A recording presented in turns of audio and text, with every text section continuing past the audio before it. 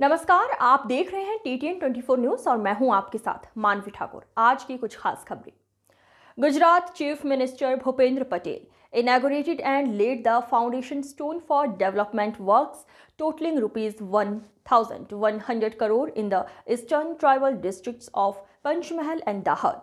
The projects include a major ₹406 crore lift irrigation scheme from the Panam Reservoir aimed at providing water to 130 lakes across 79 villages. The CM emphasized that water is fundamental to development, highlighting the state's borders efforts of irrigate tribal lands. The event also saw the launch of various activities in the healthcare, education and road infrastructure for the region. જેને કોઈ પૂછતું નહોતું એમણે મોદી સાહેબે પૂજ્યા છે। દશકો સુધી અભાવોની વચ્ચે અને મર્યાદિત સાધનો સાથે જીવન વિતાવતા આદિવાસી પરિવારો માટે શ્રી મોદી સાહેબે આકાશને આંબવાના દ્વાર ખોલી આપ્યા છે। ગુજરાતના મુખ્યમંત્રી તરીકેના તેમના સુશાસનમાં આદિજાતિ વિસ્તારો અન્ય વિસ્તારોની જેમ જ વિકાસ બનાવવા વિકસિત કરવા 2007માં શ્રી મોદી સાહેબે વન બંધુ કલ્યાણ યોજનાની શરૂઆત કરાવી હતી। આ યોજના અત્યાર સુધીમાં કરોડો રૂપિયા આદિવાસીઓના સર્વાંગી વિકાસ માટે ઉપયોગમાં લેવાયા છે। વન બંધુ કલ્યાણ યોજનાની આ સફળતાના પગલે આદરણીય વડાપ્રધાન શ્રી હમણાં જ ભગવાન બિરસા મુંડાજીની 150મી જન્મ જયંતિએ 2 લાખ કરોડ રૂપિયાની જનજાતીય કલ્યાણ યોજનાની ભેટ ગુજરાતને આપી છે। આ યોજનાનો રાજ્યના અંબાજીથી ઉમરગામ સુધી વિસ્તારોમાં શિક્ષણ, આરોગ્ય, આજીવિકા, આવાસ, રોડ રસ્તા, વીજળી, પાણી જેવી બુનિયાદી સુવિધાઓ માટે મહત્વપૂર્ણ બનવાના છે। છેલ્લા 20 વર્ષમાં આદિવાસી વિસ્તારમાં શિક્ષણનો વ્યાપ વધારવા માટે 47 Eklavya model residential school, 43 girls literacy residential school અને 12 મોડેલ સ્કૂલ અને 75 આદર્શ નિવાસી શાળા કાર્યરત થઈ છે। જ્યારે એક સમયે આ વિસ્તારમાં સાયન્સની સ્કૂલો જ નહોતી તો સાયન્સમાં આગળ દીકરા દીકરી ભણે કેવી રીતે? આજે એ જ વિસ્તારમાં આદિવાસી વિસ્તારમાં 12 સાયન્સ કોલેજ, 11 મેડિકલ કોલેજ અને એન્જિનિયરિંગ કોલેજની સુવિધા થઈ અને આપણા દીકરા દીકરીઓ ડોક્ટર, એન્જિનિયર અને પાયલટ સુધી બન્યા છે। એ આપણા માટે ગૌરવની વાત છે। આ વિસ્તારના પડોશમાં ગોવિંદ ગુરુ યુનિવર્સિટી અને નર્મદા જિલ્લામાં બિરસા મુંડા ટ્રાઇબલ યુનિવર્સિટીની સ્થાપના કરવામાં આવી છે। વડાપ્રધાનશ્રીએ વંચિતોને વરીયતાના મંત્ર સાથે દેશમાં આદિવાસીઓનું ગૌરવ કર્યું છે।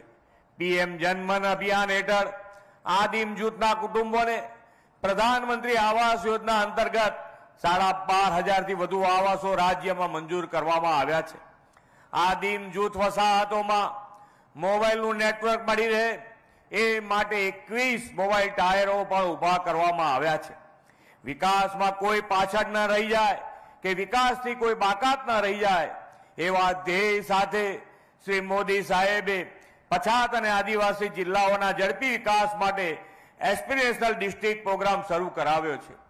દાહોદ જિલ્લાને એસ્પિરેશનલ ડિસ્ટ્રિક્ટ તરીકે સમાવેશ કરીને આ જિલ્લો દેશ માટે ઉદાહરણરૂપ બને તેવી તેમની નેમ આપણે સાકાર કરવી છે। તેને વધુ ગતિ આપતા આજે 367 કરોડથી વધુના વિકાસ કાર્યોના ભૂમિપૂજન અને લોકાર્પણ પણ કર્યા છે। આ વિકાસ કામોમાં સિંગવડ તાલુકા સેવા સદનની નવી કચેરી, ગરબાડામાં Eklavya model residential school, Ratan Mahal રીંછ અભયારણ્યનો વિકાસ, દાહોદ ગરબાડા જાલોદમાં નવી GIDC, રમતગમતના મેદાનો, દેવગઢ બારિયામાં આદર્શ નિવાસી શાળાનું લોકાર્પણ જેવા પ્રોજેક્ટ્સ દાહોદના વિકાસને નવી ગતિ આપશે। આદરણીય વડાપ્રધાનશ્રીએ દાહોદને રાષ્ટ્રીય કક્ષના પ્રોજેક્ટ પણ આપ્યા છે। અહીંયા રેલવે એન્જિનની ફેક્ટરી શરૂ કરાવીને સ્થાનિક રોજગારી વધુ ને વધુ મળે એ રીતનું કામ જો કોઈએ કર્યું હોય તો એ માનનીય વડાપ્રધાન શ્રી નરેન્દ્રભાઈ મોદીએ કર્યું છે। આ ડબલ એન્જિન સરકાર દાહોદના બહુમુખી વિકાસ માટે પ્રતિબદ્ધ છે. નર્મદા નદીના પાણીના દ્વારા દાહોદ, છોટાઉદેપુર અને પંચમહાલ જિલ્લાના જળાશયો અને તળાવો ભરવા માટે 5500 કરોડ રૂપિયાના વધુના રકમના પ્રોજેક્ટો આપણે મંજૂર કર્યા છે. આના કારણે માન્ય વડાપ્રધાનશ્રીની પણ આખા દેશમાં કેચ ધ રેન અંતર્ગત આપણે જે પાણીની મુશ્કેલીઓ અત્યાર સુધી ભોગવી છે અને અત્યારે જે પાણીની વ્યવસ્થા આપણને મળી રહી છે, તો આવતીકાલની પેઢી માટેનો વિચાર આપણે કરવો જોઈએ.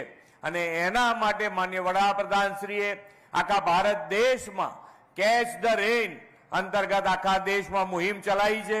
અને એ મુહિમ એટલે કે અત્યારે જે પાણી આપણને મળે છે, આપણે પાણી વાપરીએ એનો કોઈ વાંધો નથી, પણ આવતીકાલની પેઢી માટેનો વિચાર આજથી આપણે કરવો જોઈએ.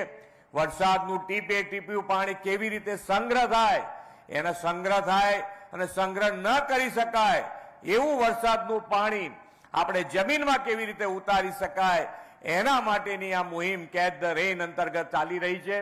એની અંદર ગુજરાત સરકારે પણ ખૂબ મોટું આયોજન કર્યું છે અને આ આયોજન એટલે દરેકે દરેક તળાવ આપણે ભરી રહ્યા છીએ. આખા ગુજરાતમાં કોઈ તળાવ બાકી ના રહે એના માટેનો પ્રયત્ન આપણા તરફથી શરૂ થયો છે.